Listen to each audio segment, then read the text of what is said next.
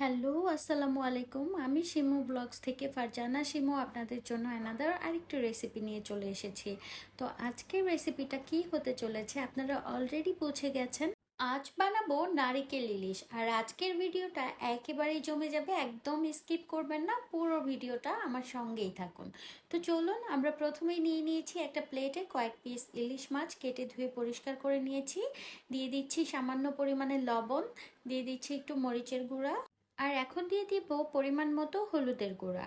এই সমস্ত মশলাটুকু দিয়ে আমি ভালো করে মাছটাকে ম্যারিনেট করে দেন চলে যাব ভাজতে। তো চলুন আমার সঙ্গে মাছগুলোকে আমরা ভেজে নিই। প্রথমেই নিয়ে নিয়েছি একটা কড়াইতে দিয়ে দিয়েছি বেশ খানিকটা তেল। আর এখন তেলটা একটু গরম হয়ে যাওয়ার পরেই আমরা দিয়ে দিব মাছগুলোকে।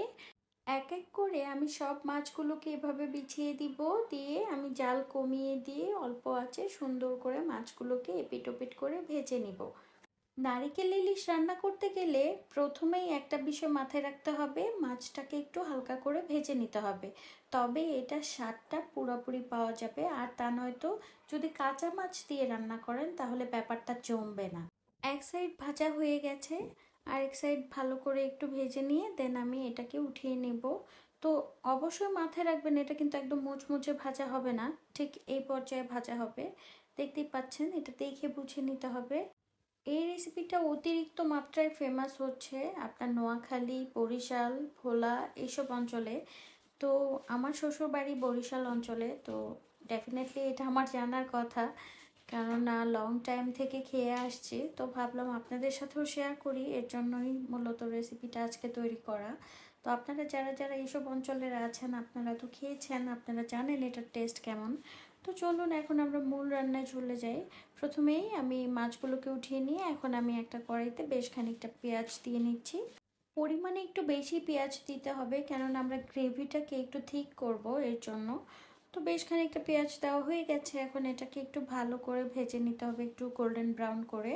দেন এটা ভেজে নেওয়া হলে এখানে আমি দিয়ে দিব নারিকেল বাটা।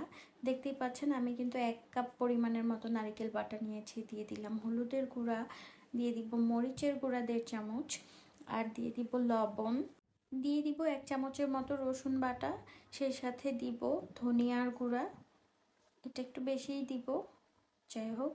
এখন দিয়ে দিব জিরার গুঁড়া। সমস্ত মশলা দেওয়া শেষ, এখন ভালো করে নেড়ে চেড়ে দিব। আর এটা কিন্তু আমি অনেক সময় নিয়ে কষিয়ে নিব, কেননা এই নারিকেলটা আপনার যত কষাবেন তত মজা হবে তরকারিটা।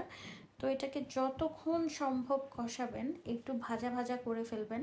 আর এই তরকারিটা রান্না করার সময় অবশ্যই একটু মরিচ বেশি দিবেন, কেননা এটা একটু ঝাল ঝাল খেতেই ভালো লাগে। তো যাই হোক, দেখুন আমার কিন্তু অনেকক্ষণ ধরে কষিয়েছি, আমি আসলে ক্যামেরা অফ করে করে করেছি বিধায় আপনারা ওইভাবে বুঝতে পারেননি। কিন্তু দেখুন আমি একদম কষিয়ে একদম ঝুরঝুরে করে ফেলেছি নারকেলগুলোকে। এখন দিয়ে দিচ্ছি পানি। পানি আমি দিয়ে দিব 1.5 বাটির মতো। তো এই তো, পানিটা দিয়ে ভালো করে একটু নেড়ে চেড়ে আমি এটাকে ঢাকনা দিয়ে রেখে দিব কয়েক মিনিটের জন্য। কিছুক্ষণ অপেক্ষা করি, চলুন এখন আমরা ঢাকনাটা খুলে দেখি কি অবস্থা। তো দেখতেই পাচ্ছেন কতটা ঘন হয়ে আসছে অলরেডি। তো এটাকে আরেকটু ভালো করে নাড়াচাড়া করে নিয়ে, হ্যাঁ, এই পর্যায়ে আমি এখন মাছগুলোকে দিয়ে নিব। তো এক এক করে আমি সমস্ত মাছগুলোকে এখানে দিয়ে দিব। আপনারা চাইলে সেম ওয়েতে চিংড়ি মাছটাও রান্না করতে পারেন। জাস্ট চিংড়ি মাছটা এইভাবে একটু ভেজে নেবেন, নিয়ে এইভাবেই বসিয়ে দিবেন সেম ওয়েতে। তো যাই হোক, ঢাকা দিয়ে রেখে দিলাম। 10 মিনিট পর ঢাকনা খুলে দেখছি কি অবস্থা। তো দেখতেই পাচ্ছেন আমার তরকারিটা অলরেডি হয়ে গেছে। তো আপনাদেরকে ছোট্ট করে একটা টিপস দিয়ে দিই, আপনারা যখন নারিকেল দিয়ে কিছু রান্না করবেন অবশ্যই একটু ঝোল রেখে নামাবেন, তা নয়তো যদি ঝোল শুকিয়ে নামান দেখবেন আরও টেনে একদম শক্ত হয়ে গেছে তরকারিটা, একদমই খেতে ভাল লাগবে না। এই তরকারিটা একটু ঝোলঝোলি মজা লাগে। তো চলুন আমরা এখন এটা সার্ভ করতে চলে যাই। এই তো রেডি টু সার্ভ আমার নারিকেল ইলিশ। তো কেমন হয়েছে আমার এই ফুল রেসিপিটা অবশ্যই জানাবেন। আমি খুব সহজ ওয়েতে রান্না করতে পছন্দ করি, এত মেজারমেন্ট করে করে আমি রান্না করি না। তারপরেও আপনাদের বোঝার সুবিধার্থে আমি অনেক সময় অনেক রেসিপিতে আমি বলে দেই। তো যাই হোক, আজকের রেসিপিতে এত ডিটেইলি বলিনি, কিন্তু আমি যা যা দিয়েছি সব আপনারা ভিডিওটা দেখলে বুঝতে পারবেন। তো আপনারা অবশ্যই এইভাবে রেডি করে খাবেন। তো এই প্লেটটা কিন্তু আমি সাজিয়েছি আমার হাজব্যান্ডের জন্য। তো দেখুন সে খাচ্ছে, সে খেয়ে অনেক বেশি প্রশংসা করেছে, অনেক বেশি মানে তার পছন্দ হয়েছে রান্নাটা।